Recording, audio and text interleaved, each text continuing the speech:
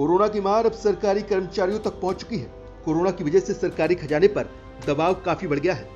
Revenue में गिरावट आई है, जबकि आर्थिक सुधार के लिए सरकार को ज्यादा से ज्यादा खर्च करने की जरूरत है। ऐसे में वित्त मंत्रालय ने सभी सरकारी विभागों और मंत्रालयों से कहा है कि वे अपने खर्च पर कंट्रोल करें और गैर जरूरी खर्चों में कटौती करें, जिससे जरूरत की जगहों पर ज्यादा खर्च किया जा सके।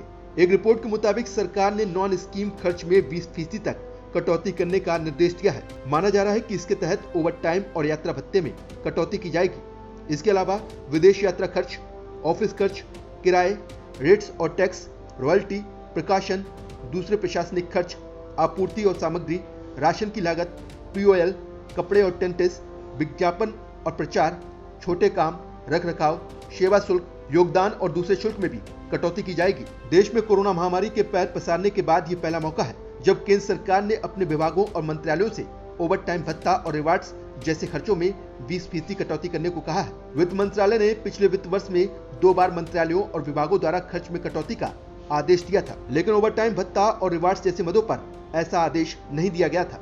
सरकार का तर्क है कि ये कटौती करने का एक सही समय है, क्योंकि इस समय सिस्टम 100% क्षमता पर काम नहीं कर रहा है। पिछले साल सितंबर में सरकार ने खर्च कम करने के लिए इंपोर्टेड कागज पर किताबें और डॉक्यूमेंट छापने पर रोक लगा दी थी और कई विभागों को सलाहकारों की संख्या में कमी करने को कहा था। जाहिर है ओवर टाइम और यात्रा भत्ते में कटौती से इसका सीधा असर क्लास सी कर्मचारियों पर होगा। दरअसल इस समय सरकार पर फिस्कल डेफिसिट और रेवेन्यू डेफिसिट दोनों का दबाव है। वित्त वर्ष 2021-22 के लिए फिस्कल डेफिसिट का लक्ष्य 6.8% रखा गया है। अगर सरकार इस दायरे में रहना चाहती है तो उसे हर हाल में अपने गैर जरूरी खर्च समेटने होंगे। वित्त वर्ष 2020-21 के लिए सरकार का फिस्कल डेफिसिट जीडीपी का 9.3% या 18,21,000 करोड़ रुपए रहा। केंद्र सरकार ने 18 से 44 साल की उम्र के लोगों के वैक्सीनेशन का खर्च खुद उठाने का फैसला किया है। इससे कोरोना की वैक्सीन खरीदने पर सरकार का खर्च 50,000 करोड़ रुपए तक जा सकता है। केंद्र ने इसके लिए बजट में 35,000 करोड़ रुपए का प्रावधान किया था।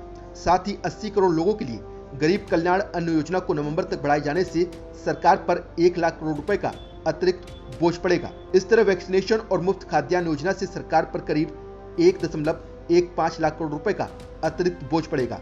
ऐसे में देश का राजकोषीय घाटा बेकाबू हो सकता है। यही वजह है कि अब सरकार सभी विभागों और मंत्रालयों के खर्चों पर अंकुश लगाने की तैयारी कर रही है।